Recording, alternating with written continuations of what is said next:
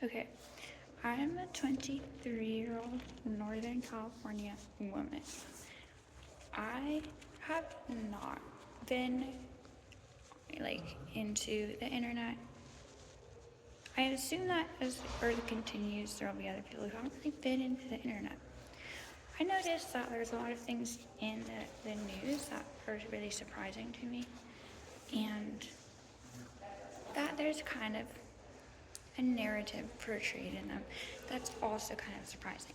So I'm going to go back through my history lessons. In the 1800s, double check these dates. In the 1800s, America was getting founded, it was getting built. And during the time America was started getting built on the East Coast, split off into 14 colonies represented by the stripes on our flag. These colonies were mostly being built up in Philadelphia and a little bit New York, New Jersey, the New England states. They were getting built up. And there was still a lot of people coming in from Britain. We were getting imported goods from Britain because this is a new land. So obvious, you probably know it's a new land. Anyway, Britain was mailing us things, foods, items, wares. Something that happened was there started being this crazy thing in events in the land here, tribes and settlers. There was war going on. Also, there was things like building being really difficult. Like, we can't really build there because there's earthquakes happening. There's tsunamis, natural disasters, tornadoes. People were learning about tornadoes. And so the British king so imposed taxes on American products and goods being imported. And the American people were required to pay increasingly high taxes on tea, sugar, coffee probably, definitely liquor. These things, extra money going back into the sea sailors. A lot of people are really scared of tornadoes. So this thing happened, the Boston Tea Party, and a bunch of people in Boston were like, this is fully fundamentally over. And they dumped a ton of tea into the ocean to say, we're not gonna pay your taxes anymore. Basically, this is the surviving history, the Boston Tea Party. It's a big point in the surviving history of America. So, something that Americans started to do was the economy, because the whole country had been not built. Native Americans were living in kind of partially underground, partially overground dwellings. There was a lot of migration. There was a lifestyle migration approach to American life. There was a seasonal migration for salt harvesting. And the native people had tribal lifestyles in certain areas. So the settlement history, totally different too. Didn't really want to explain all of those things because I wanted to really quickly go through the issue of cotton production. So cotton in the United States started for economic reasons. Cotton needed to be produced for all of the people. We also had learned that there were all of the people on America. And everyone needed to be dressed. There'd been war for a long time. There'd been tons of Celtic wars. A lot of people were getting deported to America because they were criminals, and people in Europe didn't want them in their society, but they said you don't have to go to jail or be murdered if you go to America. Everyone needed to be dressed. So there started to be slaves. People were getting brought in to be forced into, like, controlled, basically entrapped labor, where they had a labor job that they were being enrolled into with very little control.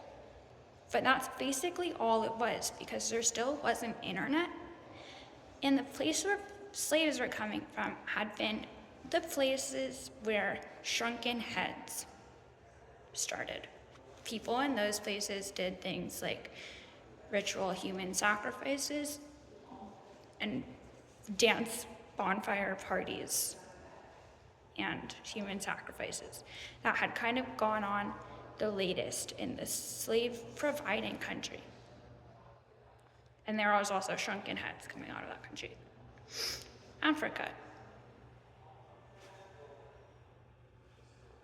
So that kind of went on into 1900s. The Industrial Revolution happened in the 1900s.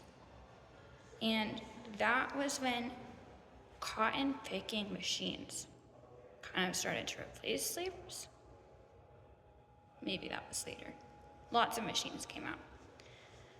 The 1900s housed the 1940s. The 1940s was the Holocaust. Maybe 20 years after that, the internet started. Definitely 40 years after that, there was social media, relatively new.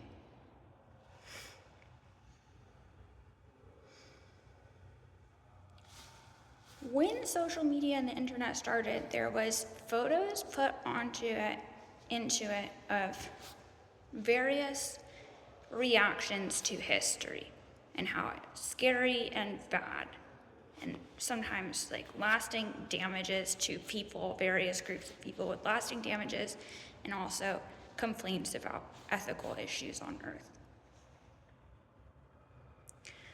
One of the things that happened was a lot of people descended from slaves and African Americans. We don't really know who's who, because one of the times there was indentured servants coming in. About 1870, there was a ton of Irish people that came in as basically slaves with written contracts because of the language which is spoken. The Africans weren't really in that position for just like logical communication reasons. People with white skin kind of thought that it was possible that people with dark skin were being driven mad by the heat. So it was kind of an experiment to bring them to a cooler land at the same time. There was a picture of a boat that happened during it. I just been thinking about how the complaints about slavery being really bad include this boat picture after this point where a lot of people got sent to concentration camps in Germany to be processed, to be killed. We also had the Native Americans and war with the Native Americans. The difference between the East Coast and the West Coast is very big. And the drawing is just a drawing. Not that anyone's complaint is not valid, just when you speed up to Meghan Markle, she is trying to present that she is a victim in history, like it's this high pressure thing where she's having a really hard time being safe. And that is just not accurate and potentially damaging in the long run. That's just like the initial opinion I have from learning that there is an American woman from Los Angeles who is now happy with being called a princess and expecting preferential titled treatment for her to be titled in, in America.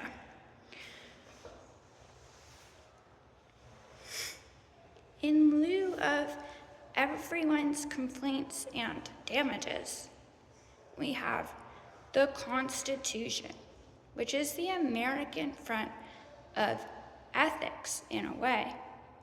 And it involves this statement about equality, that all men were created equal.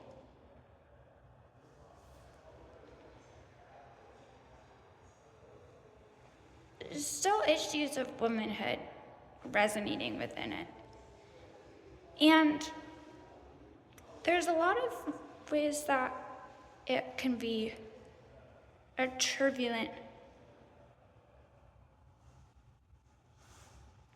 kind of background for learning about ideas of rank and realities of rank, and how wealth is involved, how ease is involved.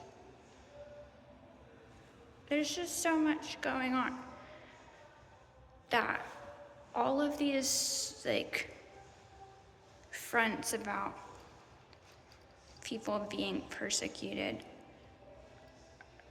I feel like they are skipping over definitely the events of the Holocaust, also the events of logic involved.